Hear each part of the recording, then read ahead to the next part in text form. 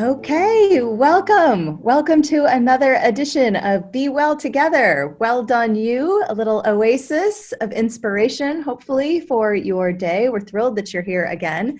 It's been really fun over the last several weeks to get to explore all sorts of great thought leadership from different luminaries. We've had movie stars and meditators and chefs. And today we are getting to something that is at the heart of what I have been missing so much, and that is sports. People, where are the sports? Outside of the intense rivalries and the athleticism, my favorite thing about sports has always just been really about the character that is forged in competition. In many ways, it can really just condition how you are going to handle adversity. And so today, oh my goodness, today we're going to explore this mindset with someone who has competed at the very highest levels as both a player and a coach. Joining us is a local Bay Area basketball legend and the head coach of the Cal women's basketball, Charmin Smith. So for those of you who don't know Charmin, just a little bit of information. She was a star player for Stanford, helping the Cardinals to 3 consecutive NCAA Final Fours, as well as 3 of those, and then also 3 consecutive Pac-10 titles. I think it's amazingly impressive that even with all of the demands of being such an elite athlete, she's also earned a bachelor's and a master's degree in civil and environmental engineering from Stanford. And she is a retired WNBA player. So holy moly, welcome to the show, Charmin Smith. It's just great to have you here today. Thanks, Jody. I'm super excited to be here. Thanks for that introduction. I mean, this is just an honor to be included in this, the well-being breaks that you're having. And to speak to the Salesforce organization, it is super cool. So thanks a lot. I appreciate it. Great. Well, I think today you are going to talk to us about putting your best foot forward, even despite loss. And we just love to kind of hear you. I mean, you've really had to tackle this your whole career in many different ways. And we'd love to just hear your thoughts on this. For sure. Thank you. Essentially what I wanted to share with you was my first year as a head coach at Cal. And it was an interesting situation in which I've been an assistant at Cal for 12 years prior to taking over. And during that time as an assistant, I've been a part of Final Four team, Pac-12 championship team, many trips to the NCAA tournament. And it's kind of what's expected from Cal basketball at this point, right? Like you go to the big dance. And upon my return, the program had lost 4 out of its 5 starters, 1 to the WNBA draft. Our 6th player was transferring, as well as an incoming freshman who we expected to be a major contributor. So this wasn't a year in which people were thinking we're going to the NCAA tournament. And in those first few weeks, when I got back to campus, when they hired me back as the head coach, I spent my time trying to convince people to stay and not transfer, right? And finally it hit me. I was just like, wait, why do you want people here that don't want to be here, right? You're fortunate enough to be the head coach at the #1 public institution in the world. You're a good coach who cares about your players. You're committed to them wholeheartedly and not just for their duration at Cal, but for life. So there's really no need to beg, right? And so what I felt like we were offering should be appreciated. And I started to think about finding people who understood that and wanting to build this team around that and those types of people. And I think it's really important in anything we do, especially when we're leading, that we can be our authentic selves and that we don't compromise what it is that we believe in and what we want. And from that point on, I started talking about finding people who were willing, and it actually kind of became our hashtag for the season. So first part was like willing to work, right? So as a first-time head coach and with a very inexperienced roster, we talked about how everyone in the program was in a new position that they'd never been in before. And I think many of you would agree that when you find yourself in that type of situation, you have to be willing to work harder than you've ever worked before in order to accomplish things you've never done before. So we wanted people willing to work. We wanted people willing to commit. And basically when adversity hits, we wanted people committed to our team and our process. So commitment to the coaching staff, committed to their schoolwork, right? So quitting on your team or your responsibilities as a Cal student is not an option. And then being that we're in the Pac-12 conference, which is the toughest conference in the country, we needed people willing to willing to compete, right? So to accept that challenge of going up against the best night in and night out. And with that buy-in, with people willing to work, commit, and compete, we were off to a good start in terms of establishing our culture and our foundation. I also understood that there were pitfalls ahead. And I'm sure it's the same with any type of team, whether it's corporate or an athletic team. There are things that can poke holes into your culture and do major damage if you aren't prepared. And I tried preparing as best possible for what I knew would be a really challenging season. My staff and I were staring at a really inexperienced roster. We were picked to finish at the bottom of the conference by our coaching peers in the Pac-12. And so I wanted to make sure that when things got challenging, when we hit a losing streak, that we didn't start falling apart and tearing at one another and giving up and throwing in the towel. And in order to try to manage that adversity that I knew was coming and be resilient as a team, I steered our focus towards three main goals during the season. Improvement, did we get better? Commitment, did we stick together? And enjoyment, did we have fun, right? Those three things. And focusing on those three things was how I believe we could build a culture of success despite losing games. And there's certain things that have nothing to do with whether you win or lose. And as a head coach, I wanted to challenge young women in our program to be the best version of themselves, regardless of the score. So I'll just share a couple stories on how this played out for us during the year. In terms of sticking together, we started off on a high. It was really cool. We opened up on the road, and we were competitive against UConn, one of the most storied programs in women's basketball history. With a young team, a 10-point loss on the road in their home opener is like, okay, you can hold your head up high. We upset Arkansas. At the time, they were a top 25 team, and we earned our first win over a ranked opponent. And so in non-conference play, we're feeling good. And we also knew what was coming. So we entered Pac-12 play, and like I said, it's the toughest conference in the country. And after losing our first two games at home against teams in the bottom half of the conference, we were staring at a very daunting task. We had 4 games in a row, 3 of them on the road against top 5 teams in the country. Oof. Not top 5 teams in the conference, but top 5 teams in the country. There's no other Division I women's basketball team that can say they played that schedule, right? So we had Stanford, Oregon State, Oregon. And of course you go in wanting to win every game, but it was even more important to me that we ended that stretch of games the same way we came into that stretch of games, like as a team, right? So as one unit committed to one another.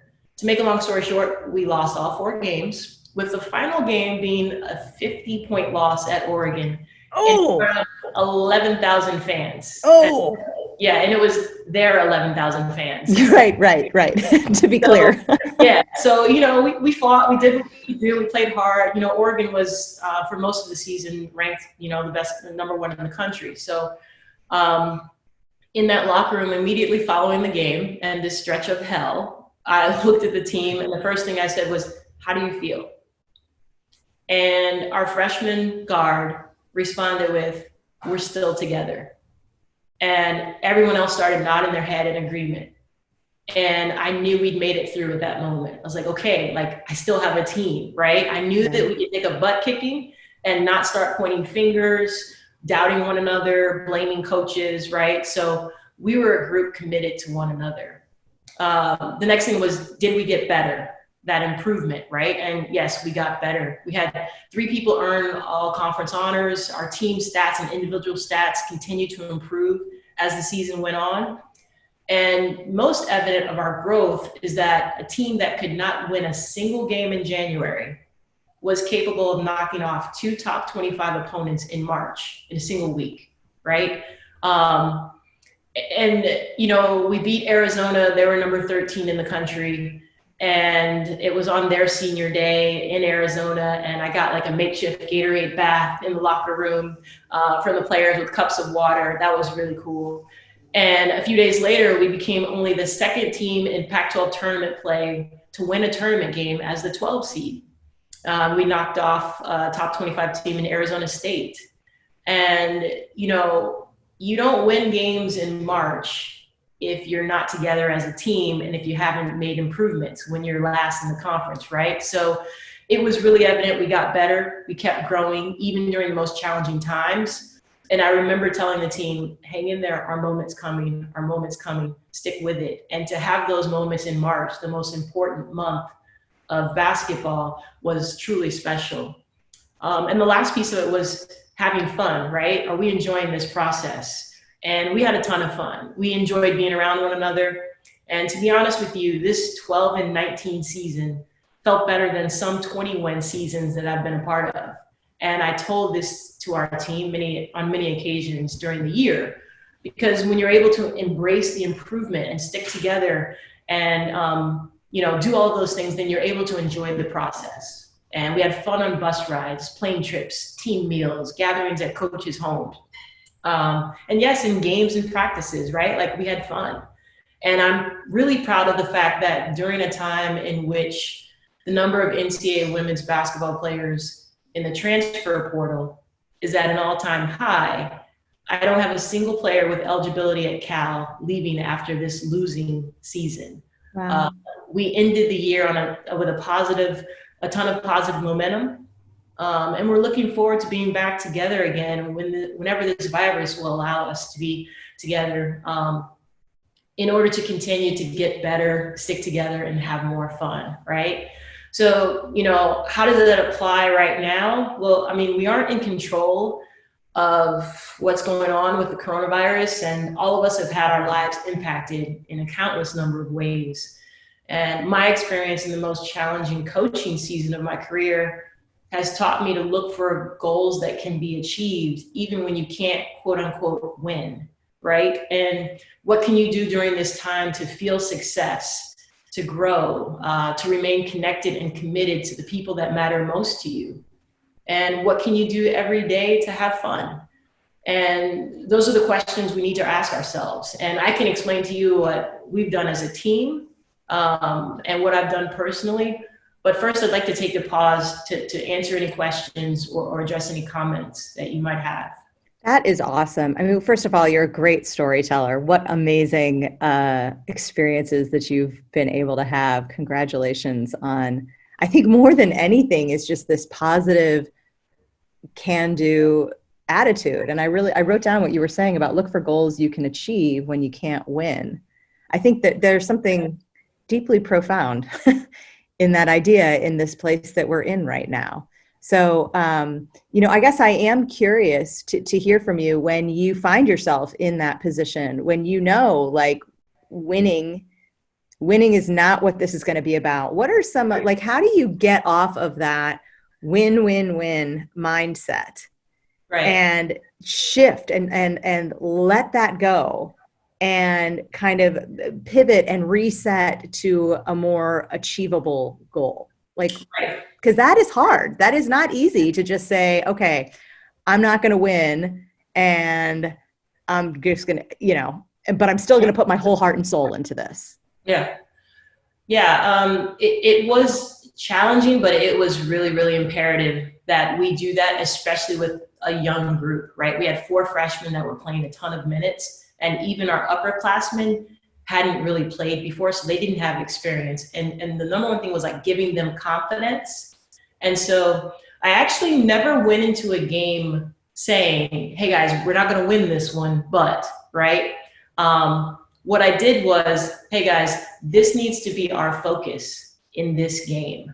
And instead of some goals for other games where it was more about the score and the stats, we focused on other parts of the game, right? And some stats that I knew were attainable for us. And so, for example, for this game, if you saw our board that we write on, in the locker room before we go out, it was very different because what I did was I wrote their name on the board. So I go in and I write up all, the opposing team, this player, she drives left, she shoots the three, da, da, da, da. Our assistants put all that up on the board. And then I go in and I write up some key goals. Instead of that, what I did was I wrote each individual's name on the team and I left a space for them to write something. And so they come in ready for, to read the board and they're like, what's up? And I was like, all right, I want each of you to write down what you're going to contribute, what you are committed to doing in this game against Oregon, right? And so it's not about, the score or whatever. They're going to decide, okay, I'm going to make sure I'm going to get 5 rebounds, right? We're going up against Sabrina. Sabrina's not going to have a triple double, right? Those types of things where I let them decide what they were capable of doing against the number 1 team in the country. And then they have power in it. And then when you get in that locker room afterwards, yeah, we got our butts kicked, but our freshman point guard was like, I stole the ball from Sabrina, and she's fired up to play against her again. And so you can have those little wins within the game, even when you can't actually, get the victory.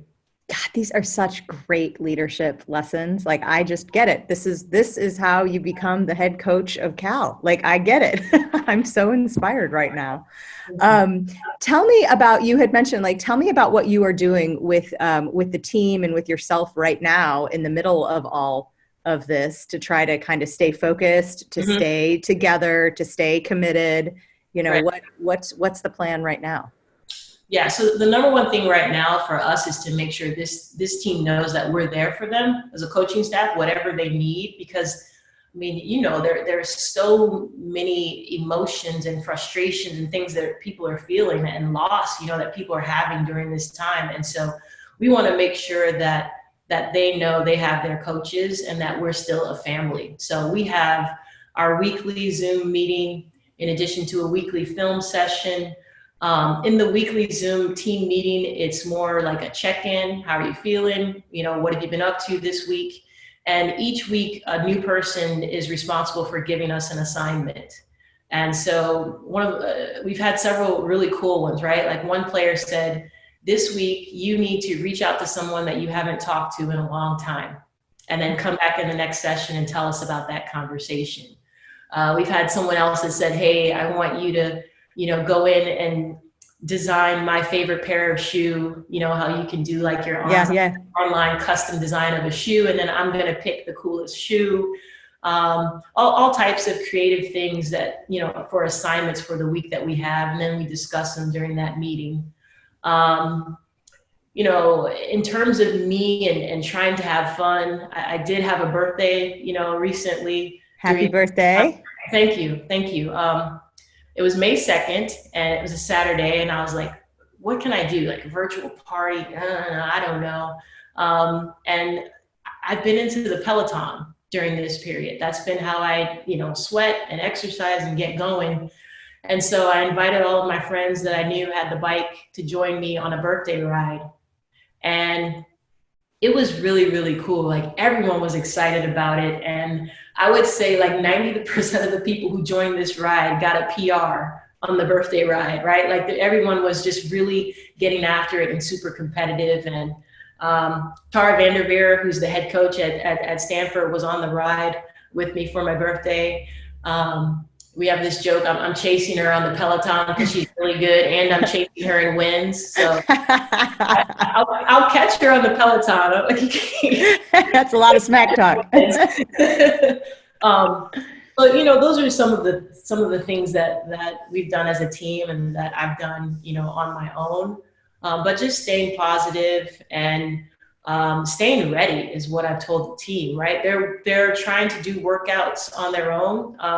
And it depends on the resources that they have, right? But what we've said is whenever we do get permission from the NCAA to come back and to be together as a team, we want to make sure that we're in the best shape possible and that we've done all that we can so that we, aren't behind as much as we can control. Yeah. Yeah. That's really, really important. These are great ideas. Such good advice for so many managers and corporate out there. I'm excited to see how many synergies there are. I have one more question before we'll go out to the group. I want to talk a little bit about college recruiting because it's such a big part of your job and what you do. And so much of that involves like you going out on campus and seeing these this young talent and trying to recruit them. And I'm just super curious, are you doing this virtually now, or like, what does that actually look like? Yes. I was in an airport in Houston, maybe March 11th or so. And I was on my way to go to Toronto, Latvia, Greece, and then come home. And it was like a day before they shut down the travel, right? And my assistant was with me, and she's just like, we showed up late. We didn't know it, but we had missed our flight. And I'm like, okay, you got to get us on the next one. We've got to see these kids. We've got to see these kids. And she's like, maybe this is a sign. Like, I don't know that we need to be traveling right now. And I was like, all right, if you don't feel comfortable, we're not going to do it. We came home. The next day it was like, no more international travel and such. And I was like, thank God I'm not stuck in Latvia. Wow. I mean, talk about a close call. Yeah. Cow. Yeah. So the kid I was going to see in Latvia, she's also supposed to come visit us with her family and tour campus and spend time with our team and all of this. And I was like, oh gosh, everything's, on hold. And how are we going to recruit this kid? And that was my introduction to Zoom. And look at you now with your personal background. This is great. Yeah. And so, we do a virtual tour. We do our home visit virtually, and we're talking to her parents and, with our staff, and she felt comfortable enough to commit, and she has signed, and she will be a freshman next year, and she's from Sweden. And it's like, there are different ways to do this thing. We don't have to spend the money, the resources, to travel all across the country. I think I'm really fortunate in that we have a product that sells itself. I mean, Berkeley is known internationally, Sure, of course. So she understood what a degree from Cal meant. I think she could feel our sense of family and get a good sense of what our program was and where we're headed. So we've been able to still have success in recruiting, and we've just adjusted how we do it. And I think that's what all of us have to do right now, is that there's another way. You have to find another way to get the job done and stick with it. So we're still working on more innovation in terms of how we reach recruits, but what we're doing so far is still working. That's great. Good. That's very important. I'm glad to hear that. Thank you. Catherine, everyone, who is back from welcoming a new puppy in her life. Catherine, do we have any questions from our employees? Yeah. So one question, your work is special in that you really kind of are focused on developing people and bringing out the best in them.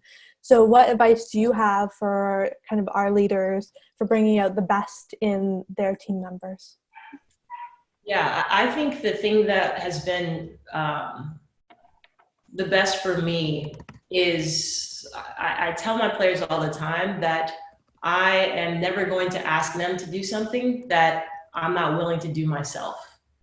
And I don't know how that translates, the corporate world and such, but as a basketball coach, the fact that I have played in the WNBA and I did earn a degree from Stanford and a master's degree, when I tell our players, like, I need more from you. You say this is your goal, but if you want to get to this level, this is what's required. Or, your degree matters. It's hard to tell a student athlete that when you can't back it up and say, I did the work to get an elite degree, right? And so that's really, I think, how I earn the respect and the trust of our players, is by letting them know, hey, I'm not asking you to do anything that I wouldn't do myself. And I can help you find that path to get to where you want to be. Great advice. We have another question. Who are your biggest inspirations and motivators in basketball or in sports in general? Yeah. Biggest inspiration, gosh. When I was growing up, it was Magic Johnson. That's who I idolized, and I was a tall point guard, so wanted to have that kind of status and be that point guard. But as I've grown and gotten older, it's not necessarily about the basketball more as it is about the person. And I think I'll stick with our women's game just because I think it's so important that people understand we have role models and we have leaders in our game. And one person that I know extremely well who has pushed me and guided me through this, is obviously Tara Vanderveer, having known her since I was a little kid, and her recruitment of me, and then playing for her, and then working with her at Stanford. She's just been extremely influential in who I am and where I am in this profession. And then someone that I kind of watch from a distance and that I know, but I don't have the same connection with, would be Staley, who's the head coach at South Carolina, and what she's been able to do in winning the national championship there. And, she's a Black coach, and it's really rare in our profession to have Black women as head coaches, and to be in the state of South Carolina doing that. I just have a ton of respect for Dawn, and I hope to influence and impact, women the same way that Dawn and Tara have done throughout their career. It's an amazing accomplishment. I guess I'm curious about, your views as yourself as a leader when you kind of look at your body of work and all of the accomplishments that you've had. When you look at that body of work, are you still kind of trying to climb that mountain and you're not quite there yet? Or are you, kind of like, yep, now I'm just coasting? Or like, where's your mindset? Because you've accomplished just so much, and it's so easy from us on the outside to be like, wow, she's done it all. But somehow I get the feeling that your competitive spirit and your very driven nature, maybe you're not there yet. Yeah, I think I have a long way to go. I'm really proud of where I am right now, and it's been like being a head coach at Cal. That's cool. Yeah, it's real cool.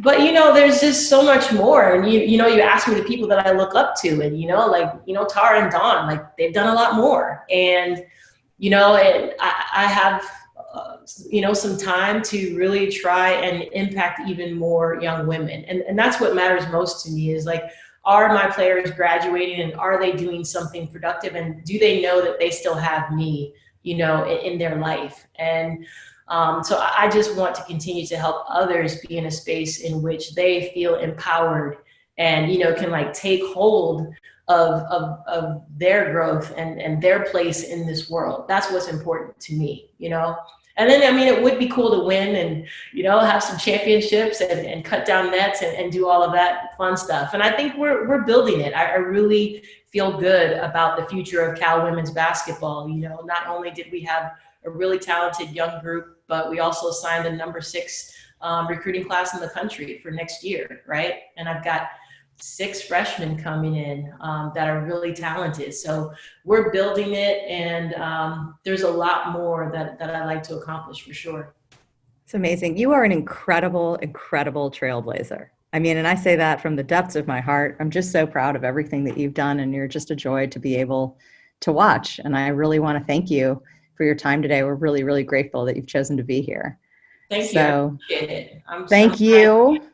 Thank you. Thank you for everyone for tuning in. I hope you enjoyed this as much as I did. So just be happy and be well, and we will see you back here again soon.